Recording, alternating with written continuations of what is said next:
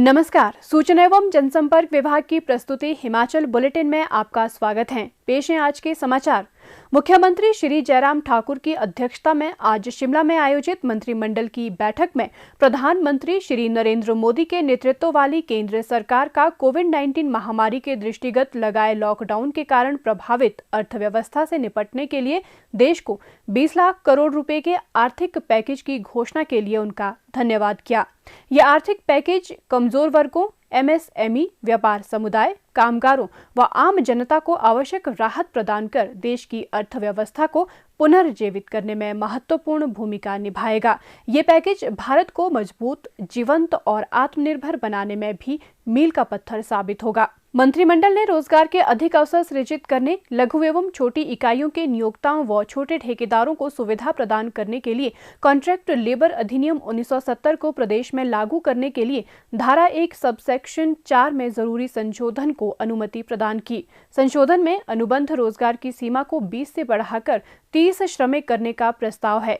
इससे राज्य में औद्योगिक निवेश, उत्पादन और व्यापार करने में सहायता मिलेगी।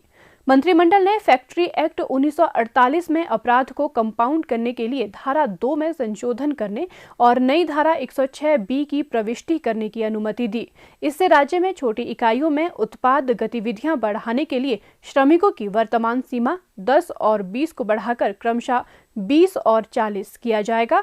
इस संशोधन में छोटी विनिर्माण इकाइयों की स्थापना को प्रोत्साहन मिलेगा और श्रमिकों को रोजगार के अधिक अवसर सृजित होंगे। इसी तरह वर्तमान में कोई भी कर्मचारी किसी भी तिमाही में अधिकतम 75 घंटे ओवरटाइम काम कर सकता है, लेकिन धारा 65 के खंड 4 में संशोधन में इस सीमा को बढ़ाकर 115 घंटे करना प्रस्तावित है।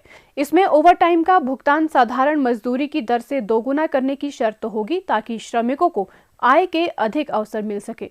मंत्रिमंडल ने औद्योगिक विवाद अधिनियम 1947 की विभिन्न धाराओं में संशोधन करने पर भी अपनी सहमति दी। इससे औद्योगिक निवेश, उत्पादन और रोजगार के अवसर बढ़ेंगे और राज्य में व्यापार करने में आसानी होगी। इससे औद्योगिक प्रतिष्ठानों को अनुकूल और व्यापार मित्र वातावरण सुनिश्चित करने में मदद मिलेगी और कामगारों के लिए रोजगार के अवसर भी बढ़ेंगे। मंत्रिमंडल ने जिला मंडी के सामुदायिक स्वास्थ्य केंद्र टिहरा को 50 बिस्तरों वाले नागरिक अस्पताल में स्तरोन्नत करने की मंजूरी प्रदान की। मंत्रिमंडल ने कुल्लू जिले में भेखरी में प्राथमिक स्वास्थ्य केंद्र खोलने के लिए अपनी स्वीकृति प्रदान की। मंत्रिमंडल ने पोस्ट कोविड-19 इकोनॉमिक रिवाइवल के लिए गठित मंत्रिमंडल सब कमेटी के प्रस्ताव पर आयकर दाताओं को लक्षित सार्वजनिक वितरण योजना के तहत सब्सिडी का लाभ पाने से 1 साल के लिए बाहर रखने की मंजूरी दी। मंत्रिमंडल ने बीपीएल और प्राथमिकता वाले परिवारों के लाभार्थियों के चयन के लिए ऊपरी आय सीमा को बढ़ाकर 45,000 रुपये प्रस्तावित किया। इससे राष्ट्रीय खाद्य सुरक्षा अधिनियम परिवारों की संख्या 1,50,000 तक बढ़ जाएगी, जिससे वे 3 रुपये 30 पैसे प्रति किलो गेहूं, आटा और 2 रुपये प्रति किलो चावल बहुत ही रियायती दरों पर लेने के लिए पात्र हो जाएंगे। राज्य सरकार द्वारा एपीएल परिवारों को दी जा रही दालों, खाद्य तेल और चीनी पर सब्सिडी के युक्तिकरण के लिए भी अपनी स्वीकृति प्रदान की। मंत्रिमंडल ने राज्य के विभिन्न हिस्सों में 15 अटल आदर्श विद्यालय खोलने का निर्णय लिया ताकि छात्रों को गुणवत्तापूर्ण शिक्षा मिल सके। लॉकडाउन के कारण कर्नाटक में फंसे हिमाचल के लोगों के लिए आज का दिन विशेष था, क्योंकि उन्हें वापस लेकर बेंगलुरु से एक विशेष ट्रेन आज दोपहर 1 बजे ऊना रेलवे स्टेशन पहुंची। मुख्यमंत्री श्री जयराम ठाकुर के आग्रह पर केंद्र सरकार ने 11 मई को बेंगलुरु से ऊना तक विशेष ट्रेन चलाने के लिए अनुमति प्रदान की थी। ऊना रेलवे स्टेशन पर ट्रेन के पहुंचते ही यहां तैनात पुलिस जवानों, अधिकारियों व कर्मचारियों ने जोरदार तालियों के साथ सभी हिमाचल वासियों का घर वापसी पर स्वागत किया और हौसला बढ़ाया। रेलवे स्टेशन पहुंचने पर सबसे पहले यात्रियों की मेडिकल स्क्रीनिंग की गई। उसके पश्चात उन्हें मास्क, हैंड सैनिटाइजर, खाना और पेयजल प्रदान किया गया और अपने अपने जिला में जाने के लिए हिमाचल पथ परिवहन निगम की बसों में बिठाया गया।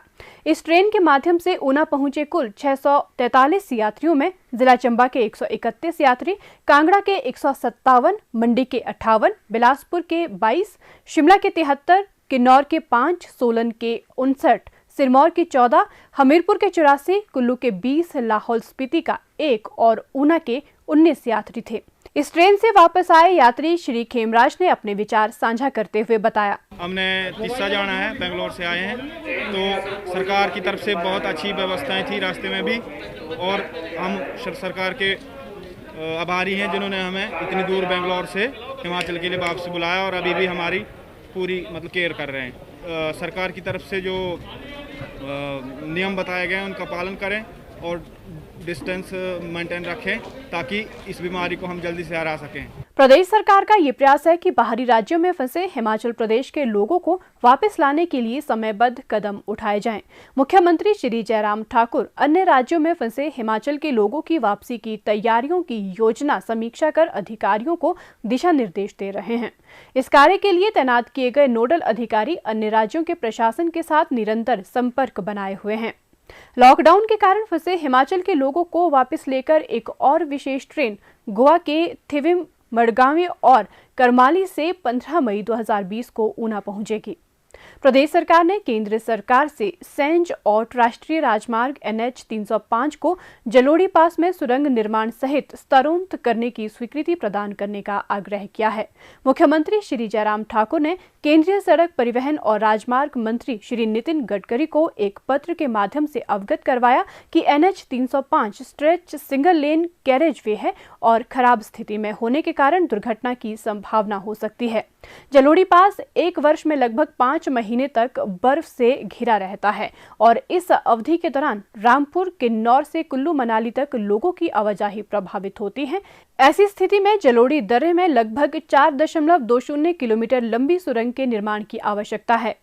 राजस्व घाटा अनुदान के रूप में राज्य को 952 करोड़ 58 लाख रुपए जारी करने के लिए मुख्यमंत्री श्री जयराम ठाकुर ने केंद्र सरकार का आभार व्यक्त किया है। उन्होंने कहा कि कोविड-19 वैश्विक महामारी के दृष्टिगत राष्ट्रव्यापी लॉकडाउन में आर्थिक तंगी के बावजूद केंद्र सरकार राज्य की जरूरतों के प्रति हमेशा संवेदनशील रही है।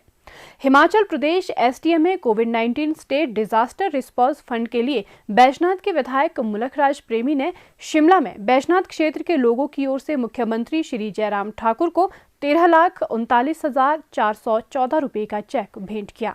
हिमफेड के अध्यक्ष श्री गणेश दत्त ने भी इस फंड के लिए हिमफेड की ओर से मुख्यमंत्री श्री जयराम ठाकुर को 11 लाख रुपए का चेक भेंट किया। इंडियन बैंक शिमला के मुख्य प्रबंधक ने भी मुख्यमंत्री राहत कोष में 10 लाख रुपए का अंशदान किया। मुख्यमंत्री ने इस पुनीत कार्य के लिए उनका आभार व्यक्त किया। प्रदेश में कोरोना संक्रमण के लिए आज 884 लोगों के सैंपल लिए गए, जिनमें से 327 की रिपोर्ट नेगेटिव पाई गई है, जबकि 557 लोगों की रिपोर्ट आना बाकी है। अभी तक 13,107 लोगों की जांच की जा चुकी है, जिनमें से 12,435 सैंपल की जांच नेगेटिव पाई गई है। प्रदेश में कुल 66 लोगों में इस वायरस के संक्रमण की पुष्टि हुई है, जिनमें से 35 लोग इस बीमारी से ठीक हो चुके हैं, जबकि 2 लोगों की मृत्यु हुई है और 25 व्यक्ति उपचाराधीन है। 4 संक्रमित इलाज के लिए प्रदेश से बाहर जा चुके हैं। इस अंक में इतना ही। कल फिर होगी मुलाकात। दीजिए इजाजत। नमस्कार।